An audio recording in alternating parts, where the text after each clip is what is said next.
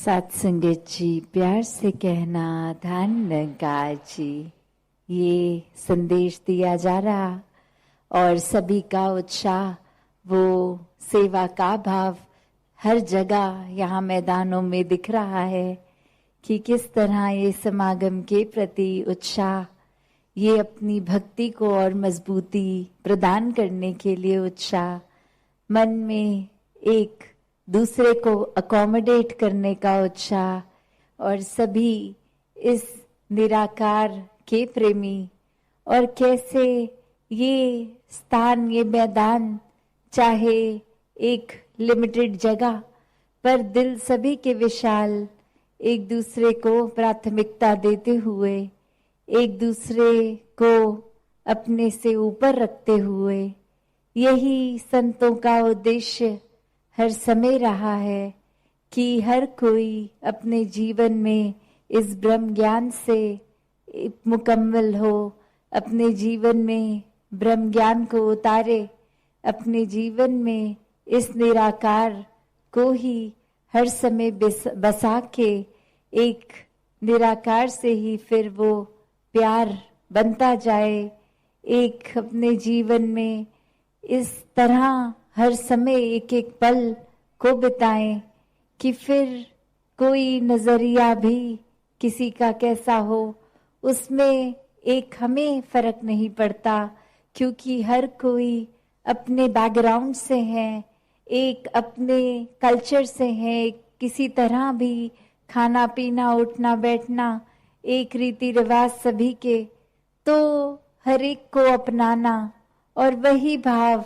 कि हर एक में निराकार को ही देखना है, तो सभी श्रेष्ठ हैं। तो मन में वही भाव युगों युगों से जो संतों ने सिखाया कि कैसे एक जीवन को पूर्णता से जीना है, ये बहुत ही लाइटली नहीं लेना। सिर्फ वो बात नहीं कि ब्रह्म ज्ञान तक की यात्रा है, पर यात्रा तो ब्रह्म ज्ञान से शुरू होती है कि अब जब ये निराकार है, हर समय इसका एहसास है, तो कैसे जीवन जी रहे हैं। तो क्या वाक्य में ये जो ब्रह्म ज्ञान लिया वो समझ आया, उसको जीवन में उतारा, या फिर आंख बंद करके ही उजाला होने के बावजूद जीते चले जा रहे हैं। एक अपने जीवन में जहाँ हर एक के साथ सहयोग करते हुए, एक दूसरे को प्यार करते हुए ही जीवन को जीना है, वहाँ कहीं फिर एक खुदगर्जी का भाव तो नहीं आ रहा। कहीं इधर मैदानों में भी हम कुछ ये तो नहीं कर रहे कि किसी से कुछ तसला छीन के खुद करने लग गए, एक खुद को दिखाना कि हम सेवा करने आए हैं तो ये सेवा मिले। तो संतों ने तो हमेशा से एडजस्ट किया है कि जब एक भाव ही समर्पित है तो फिर एक सेवा का एक्ट फिर वो नहीं रहता, वो हर समय की ही सेवा है। चाहे घरों से निकलने के समय समागम के लिए या ये सेवा के लिए आ रहे हों, चाहे किसी कारणवश आ भी नहीं सक रहे, और कैसे एक आने के बाद भी सिर्फ एक कुछ सेवा को भी जो फिजिकली अगर कर रहे हैं, चाहे वो कहीं भी लगी हो या फिर एक अपने योगदान रूप से ही सेवा कर रहे हो, तो वो दिखावा मात्र नहीं रहता। वो सिर्फ एक फिजिकल एक्सरसाइज की तरह नहीं कि कर लेंगे एक आध घंटा दिन में तो तंदुरुस्त रहेंगे। एक सेवा का भाव अगर नहीं तो फिर वो सिर्फ एक शारीरिक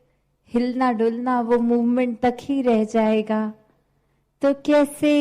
अगर सेवा में वाकई ही अपने आप को पूरी तरह उतारना है तो मन से शुरुआत करनी होगी। एक भाव संतों के, चाहे आज श्रवण किए या श्रवण करते आए या समागम पे भी श्रवण होंगे, वो सिर्फ बोल नहीं, वो सिर्फ अच्छी बातें, अच्छे एग्जाम्पल्स नहीं, अच्छी कहानियां नहीं, वो एक हमारे जीवन में उतर जाए तो सिर्फ कान तक ही ना रहें तो ही फायदा है। और ये फायदा सिर्फ हमारा है, क्योंकि जहाँ एक अच्छा इंसान तो स्वाभाविक हो जाएगा, वो एक बाय प्रोडक्ट तो हो जाएगा, उससे ज्यादा गहराई इस निराकार के जुड़ाव से होगी कि जितना ज्यादा ये संतों की वाणी को श्रवण करेंगे, तभी नाम भी सत्संग है कि सत्य का संग, कि जो इस सच से जुड़ता है,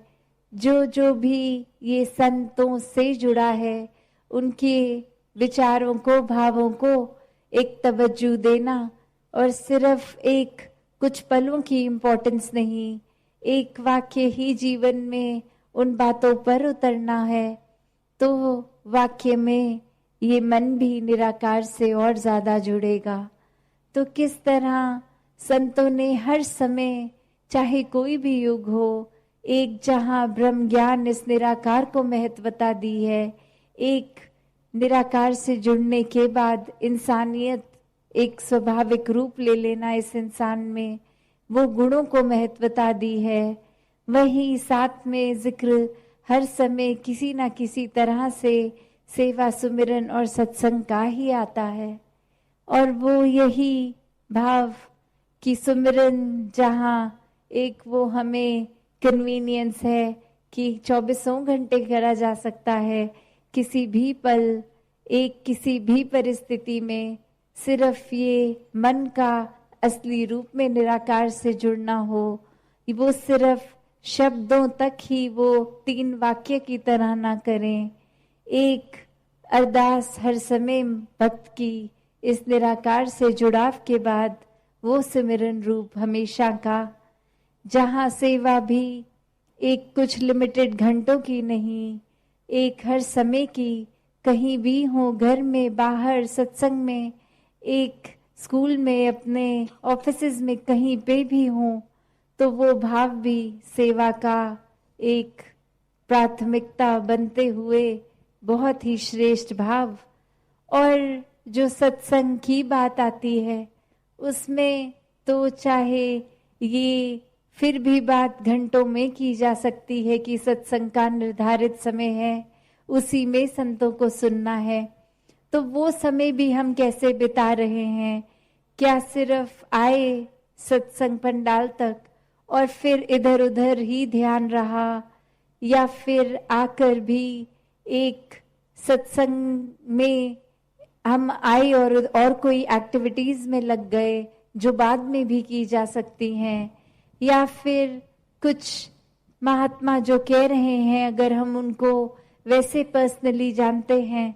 तो अब वो टिप्पणी उनके वास्तविक जीवन से हम करने लग गए कि ये बोल क्या रहे हैं, पर ये जीते कैसे हैं, या फिर एक वो रूप कि हम सुन तो रहे हैं बात, पर मन में फिर सोच रहे हैं ये बात तो मुझ पे लागू नहीं होती, मैं तो ऐसा हरगिज नहीं हूँ, ये जो बातें आ रही हैं ये किसी और के लिए हैं। और फिर ऐसे सोच के साथ ही कोई एक व्यक्ति विशेष ध्यान में भी आ जाता है, जो हमें किसी कारण से अगर हमारी नापसंदी के लिस्ट में है, तो बात वही कि हाँ, उनके जीवन में ये कमी है, ये बात अगर वो सुनते तो वो एक सुधर सकते थे। तो बात वही कि सत्संग में आके भी हम क्या कर रहे हैं, एक सिर्फ टाइम पास के तौर पे चलो आज कुछ नहीं कर रहे तो कुछ देर संडे का सत्संग कर लें, क्या इस भाव से आ रहे हैं? अगर बात ये है तो एक अपने आप को ब्रह्म ज्ञान होने के बावजूद भी जगाने का समय आ गया है कि हर समय में उपस्थित रहें, हर समय में ये चेतनता, ये एक्टिवनेस, ये अलर्टनेस एक रिस्पॉन्सिबिलिटी है, एक ये हमारा सिर्फ एक ड्यूटी नहीं, ये हमारी चेतनता को हर समय प्रयोग में लाना एक बहुत ही जरूरी कर्तव्य भी है कि हमें कैसे पल पल जीना है, एक भेड़ चाल के रूप में नहीं, सिर्फ एक ऐसा नहीं कि सभी कर रहे हैं, सब घर वाले सत्संग चल रहे हैं तो हम भी चलते हैं, नहीं, ये खुद से एक मन में उत्साह होना चाहिए कि सत्संग पहुंचे। तो अब घड़ी की ओर नजर, दासी अपनी बात को यहीं विराम देगी। साथ संगत जी, धन निरंकार जी।